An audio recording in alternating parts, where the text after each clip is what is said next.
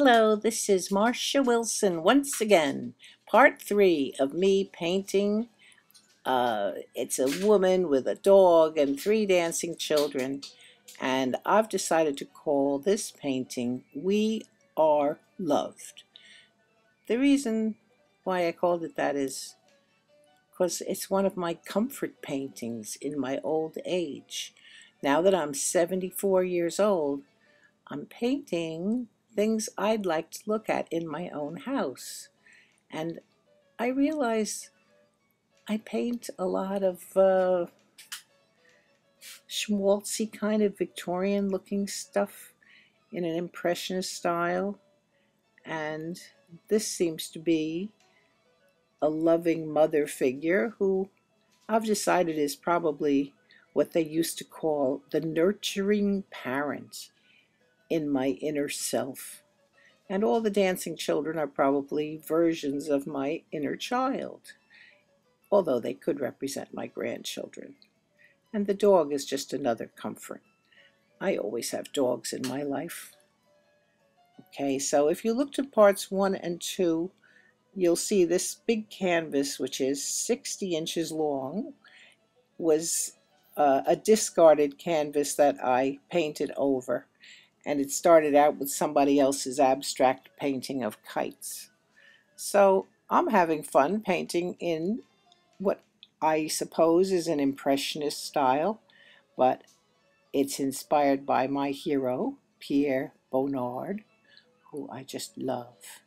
Now I've speeded up the video to twice as fast as it's supposed to be, because this way the video is only 14 minutes long instead of 30 minutes long. I mean, even I don't want to watch a really slow video of me painting. I'm painting in Vittlesil. Vittlesil is the name of an estate, a house and a few acres that were willed to the Art Students League in Spark Hill, New York, by an artist, a wonderful artist, whose last name was Vittlesil. So I've rented studio time there during the month of July and August, and I was fortunate enough to be alone in the studio most of the time. So I videoed myself painting.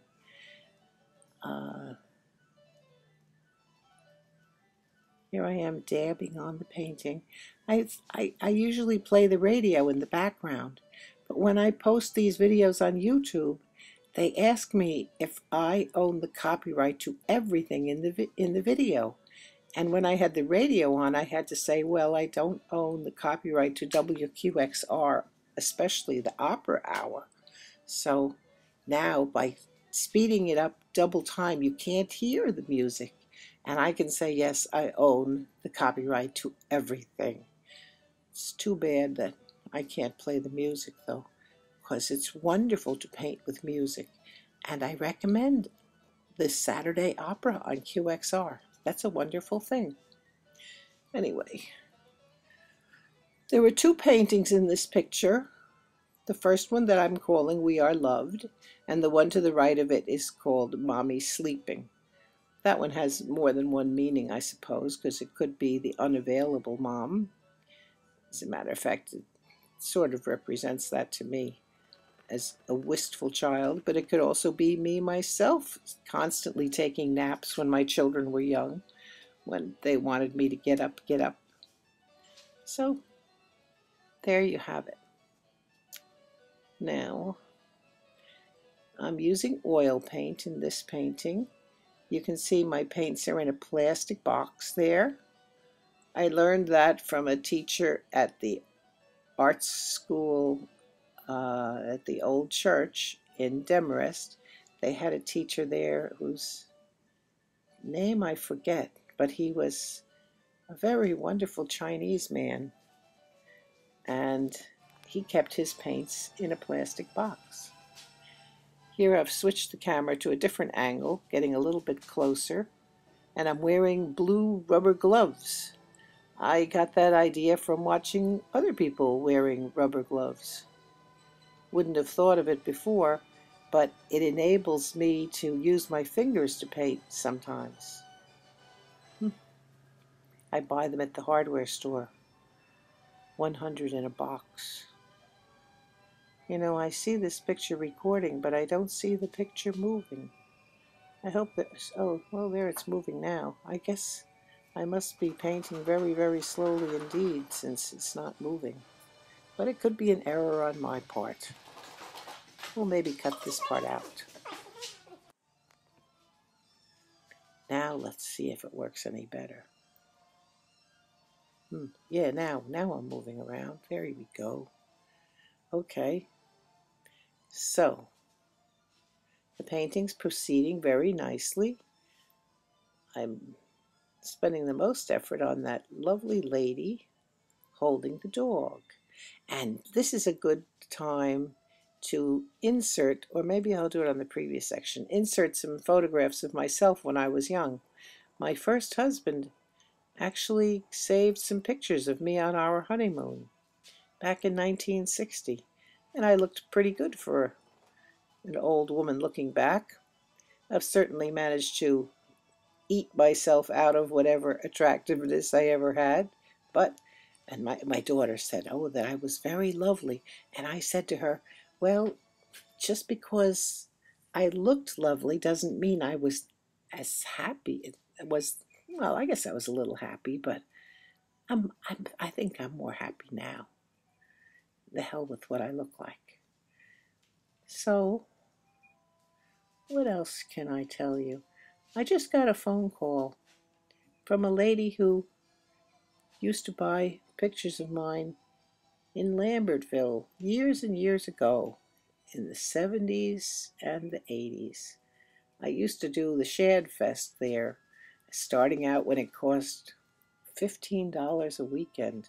But now the shows cost more like $300 a weekend. I can't recoup that much money, so I don't do them anymore. I do very few, which is something I just have to live with. I used to love to do the shows, but it is a bit of work, and being a fat tub of goo now, it's a lot easier to stay home and do nothing. So, I don't know what else to tell you about this painting. To the left of it seems to be a son and a girl and a dog. That seems to be what I do. I paint a lot of pictures of the sun and girls and dogs. Anyway, the person who called me from Lambertville said that she's older than I am. I'm 74 and she's 85. And 3 years ago, she got Parkinson's. Isn't that shocking? I thought once you got old, you were immune to all those childhood diseases. But it seems old age has a lot of surprises in store for us, and one of them could be Parkinson's. People have a lot to adjust to when you get old. Well, I hope it doesn't happen to me, but you have to be prepared for everything. An artist friend of mine that I met on the street yesterday suddenly became blind in one of his eyes due to a retinal occlusion. I said to him, well, if I go blind, I guess that's when I'll start my writing career. I'll start my autobiography. That's what I'd do. But fortunately, I'm not blind yet, and I don't have Parkinson's yet. So, I'm still painting. You know, some of the happiest times of my life are when I'm painting. Over there at Vitlasil, it's just a wonderful memory. But it's funny, when you're happy, you don't walk around with a big smile on your face. I don't seem to be smiling. But believe me, I was happy. This is a happy time for me, painting away. Brought my little lunch there, and I tried to remember to bring coffee, but I forget things. And since my house is 19 steps up from the street, it's not like I'm going to go back and get something if I forget it. Oh, look at me now, I'm scratching with the wrong end of the brush. And in double time, look at my arm jiggle. My son used to like to tell a joke that when his mother waved goodbye, her arm would keep waving for the next 15 minutes. very funny, Tom Wilson. So I like to scratch. I paint and then I scratch. Painting is so much fun. Oh, anyway, this lady who called me, the one with Parkinson's, said she started taking painting lessons again, but she's very fearful. You know, I think that could be a side effect of Parkinson's. I have another friend with it, and she's fearful too. But maybe it's the side effect of the prednisone she takes. Anyway, she said she takes an art class where the energy is wonderful, but the teacher is a perfectionist and he has lots of instructions.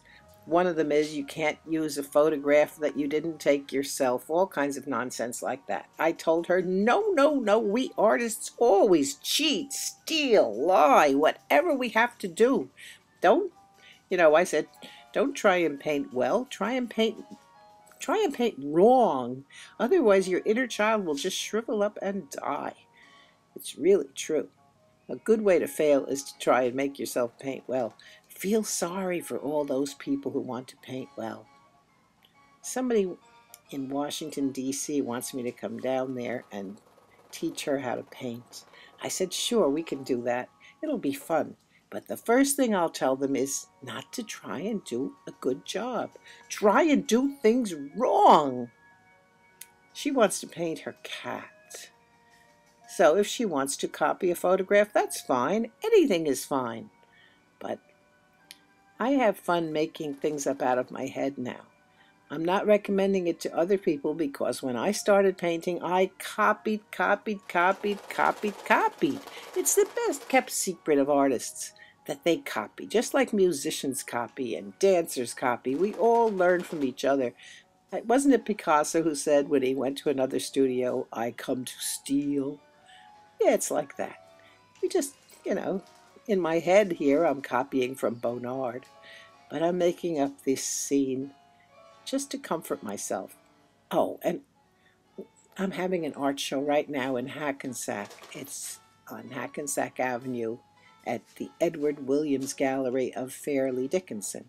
By the time you listen to this, if anybody ever does, the show will be over because I'm talking in August 2011, and the show is only up for the month of September. But the curator told me that my little pointillist dot-to-dot paintings make her nervous. So, as I said, my art is not everybody's taste, but so what? I do it anyway. I have my little... You see, the paintings don't make me nervous. To me, they shimmer. This is like, I want this painting to be filled with light. I want it to, as I said, make me happy. What a delight it was painting on this painting. Well, I hope I don't sell it. I'm charging what to me seems like an awful lot of money, but it isn't that much. It's $2,400 I priced it. But the most I ever got for an artwork was $3,700 or $3,800 for a wood carving that I sold to the Noise Museum. So maybe I should have made it a little higher, but I'm not so confident about my painting as I used to be with wood. Oh well, but in my mind's eye, I'll bring this home and hang it over my bed. That will be very nice. What else was I going to say? Should I pause this? No, you'll just have to listen to me. I'm going to keep on talking until my 14 minutes is up.